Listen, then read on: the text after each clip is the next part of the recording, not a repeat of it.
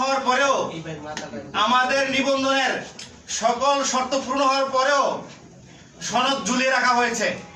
আমরা যারা জুলাই আন্দোলনে রাজপথে অগ্রণী ভূমিকা পালন করেছি, পালন করার পরেও আজকে আমরা জাতীয় নির্বাচনে অংশগ্রহণ করতে পারি নাই। সেই হিসাবে আমরা বলতে পারি ডক্টর ইউনূস এবং স্বৈরাচারী শেখ হাসিনার আমলের কোন পার্থক্য দেখতে পাচ্ছি না। আমরা একই রকম আছে। নির্বাচন কমিশন যেভাবে ডামি আমি নির্বাচন, রাতের নির্বাচন হয়েছে, ওই জায়গা থেকে সিস্টেমের বিন্দুমাত্র পরিবর্তন না করে আবার জাতীয় নির্বাচন গণভোটের আয়োজন করতে যাচ্ছে এবং আমাদেরকে সেই নির্বাচনে ইচ্ছাকৃতভাবে, অনৈতিকভাবে, বেআইনিভাবে অংশগ্রহণ করতে দিচ্ছে না। সমস্ত শর্ত পূরণ এবং 7 বার আমাদেরকে তদন্ত করেছে।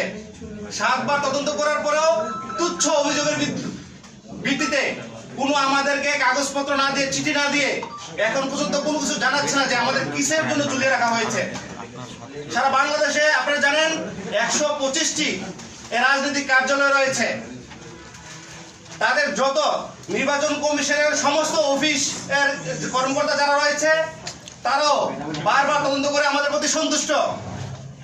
তারা বলতেছে যে আমরা পাবো আমাদের কোনো কিছু। এবং আপনারা জানেন যে গণবিজ্ঞপ্তি জারি হয়েছে। গণবিজ্ঞপ্তি জারির পরে কাউকে নিবন্ধনের সনদ দেয় নাই। বাংলাদেশের ইতিহাসে এমন রেকর্ড নাই। তো আমরা আপনাদের মাধ্যমে সারা বাংলাদেশের সবাইকে জানাতে চাচ্ছি আমাদের বিরুদ্ধে কি অন্যায় অবিচার হয়েছে। আজকে আমাদের সদস্য সচিবের সংবাদ সম্মেলনের মাধ্যমে আপনারা জানতে পারবেন। এ পর্যায়ে